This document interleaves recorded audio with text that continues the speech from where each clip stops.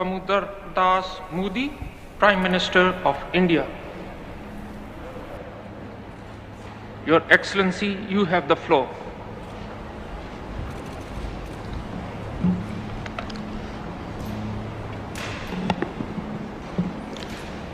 Friends, आज मैं आपके बीच उस भूमि का प्रतिनिधित्व कर रहा हूं जिस भूमि ने हजारों वर्ष पहले ये मंत्र दिया था, समगच्छध्वम समध्वत्वम संवो मानसी जानता। आज 21वीं सदी में ये मंत्र और ज्यादा महत्वपूर्ण हो गया है, प्रासंगिक हो गया है।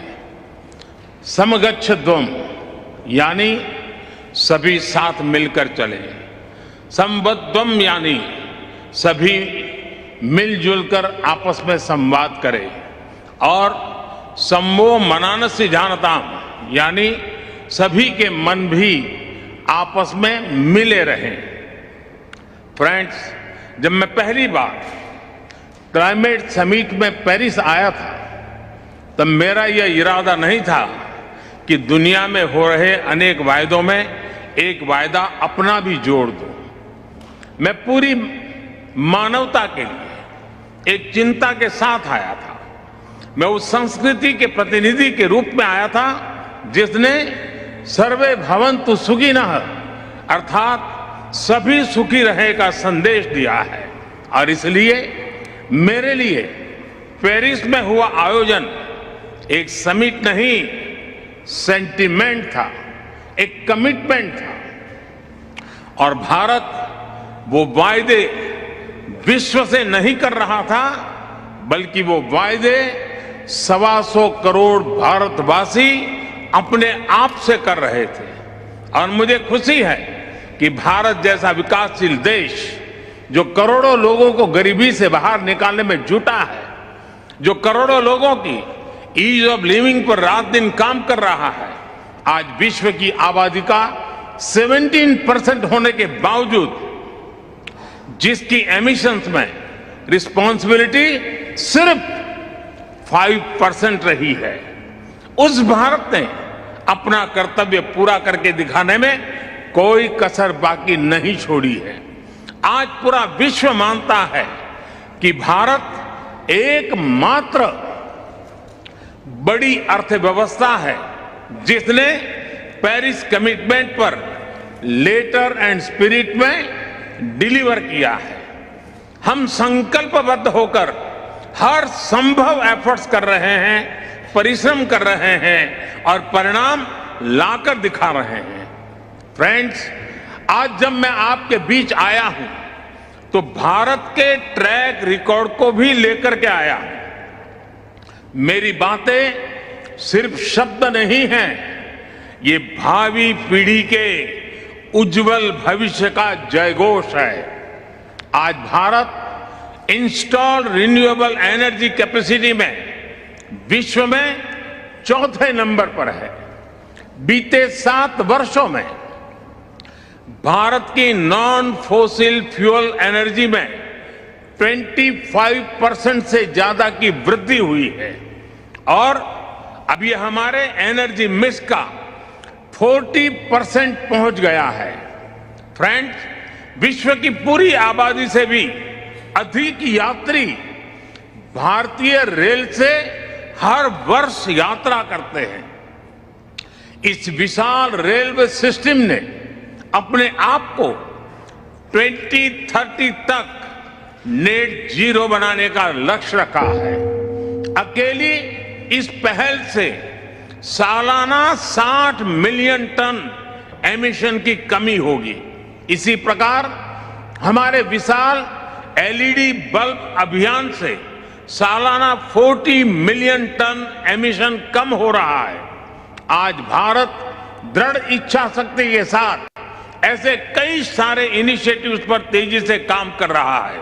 इसके साथ ही भारत ने अंतर्राष्ट्रीय स्तर पर दुनिया का सहयोग करने के लिए इंस्टीट्यूशनल सॉल्यूशन भी दिए हैं। सोलर पावर में एक क्रांतिकारी कदम के रूप में हमने इंटरनेशनल सोलर अलायंस की पहल की। क्लाइमेट एडप्शन के लिए हमने coalition for disaster resilient infrastructure का निर्माण किया है। ये करोड़ों जिंदगियों को बचाने के लिए एक संवेदनशील और महत्वपूर्ण पहल है। फ्रेंड्स, मैं एक और महत्वपूर्ण विषय पर आप सभी का ध्यान केंद्रित करना चाहता हूं। आज विश्व मान रहा है कि क्लाइमेट चेंज में लाइफस्टाइल की एक बहुत बड़ी भूमिका है। मैं आज आपके सामने एक वन वर्ड मूवमेंट का प्रस्ताव रखता हूं। वन वर्ड एक शब्द क्लाइमेट के संदर्भ में वन वर्ल्ड एक विश्व का मूल आधार बन सकता है, अधिष्ठान बन सकता है।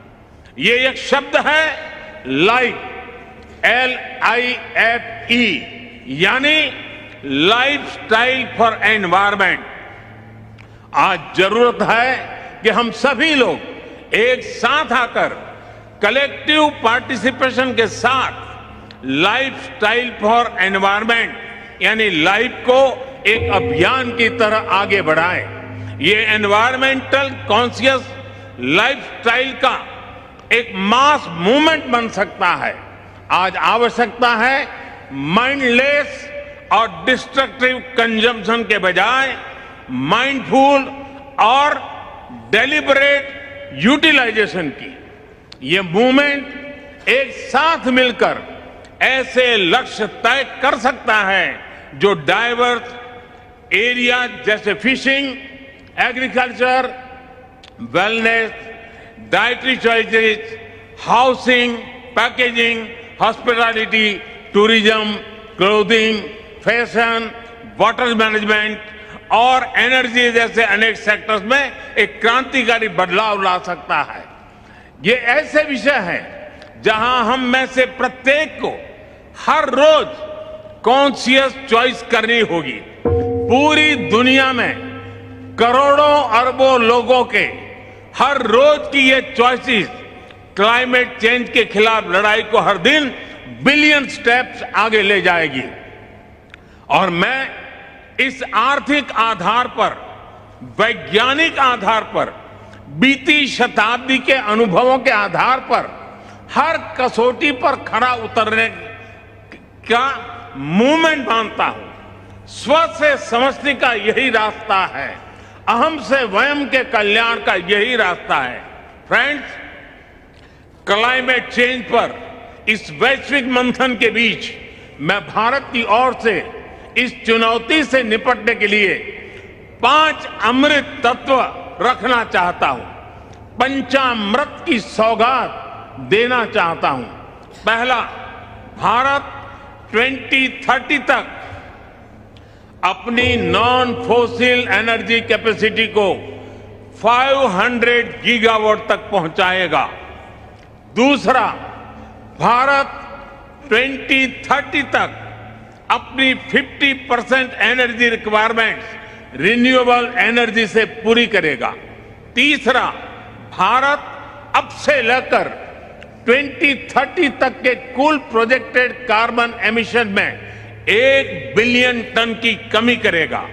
चौथा, 2030 तक भारत अपनी अर्थव्यवस्था की कार्बन इंटेंसिटी को 45% से भी कम करेगा। और पांचवा, वर्ष 2070 तक भारत नेट जीरो का लक्ष्य हासिल करेगा। ये पंचामृत क्लाइमेट एक्शन में भारत का एक अभूतपूर्व योगदान होंगे। फ्रेंड्स, ये सच्चाई हम सभी जानते हैं कि क्लाइमेट फाइनेंस को लेकर आज तक किए गए वायदे खोखले ही साबित हुए हैं। जब हम सभी क्लाइमेट एक्शन पर अपने एम्बिशन बढ़ा रहे हैं, तब क्लाइमेट फाइनेंस पर विश्व के एम्बिशन वहीं नहीं रह सकते जो पेरिस एग्रीमेंट के समय थे। आज जब भारत ने एक नए कमिटमेंट और एक नई ऊर्जा के साथ आगे बढ़ने का संकल्प लिया है, तो ऐसे समय में क्लाइमेट फाइनेंस और लो कॉस्ट क्लाइमेट टेक्नोलॉजीज का ट्रांसफर और महत्वपूर्ण हो जाता है। भारत की अपेक्षा है कि विकसित देश जल्द से जल्द $1 ट्रिलियन का क्लाइमेट फाइनेंस उपलब्ध कराएं। आज आवश्यकता है कि जैसे हम क्लाइमेट मिटिगेशन में हुई प्रगति को ट्रैक करते हैं, वैसे ही हम क्लाइमेट फाइनेंस को भी ट्रैक करें। उचित न्याय तो ये होगा कि जो देश क्लाइमेट फाइनेंस पर किए अपने वादों पर खरे नहीं उतरे, उन पर दबाव बने। फ्रेंड्स, आज भारत क्लाइमेट के विषय पर बहुत ही साहस और बड़ी महत्वाकांक्षा के साथ आगे बढ़ रहा है।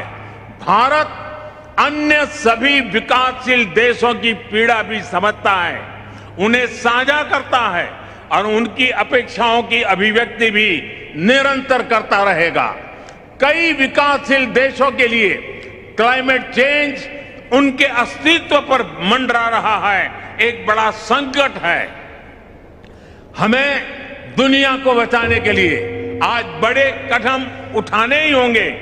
यही समय की मांग है और यही इस फोरम की प्रासंगिकता भी सिद्ध करेगा।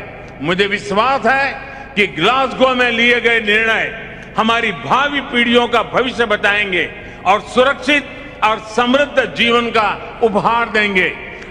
अध्यक्ष जी, मैंने समय अधिक लिया, आपसे मैं क्षमा चाहता हूं, लेकिन विकासशील देशों की आवाज उठाना ये मैं अपना कर्तव्य मानता हूं, इसलिए मैंने उस पर भी बल दिया है। मैं फिर एक बार आपका बहुत बहुत धन्यवाद करता हूं।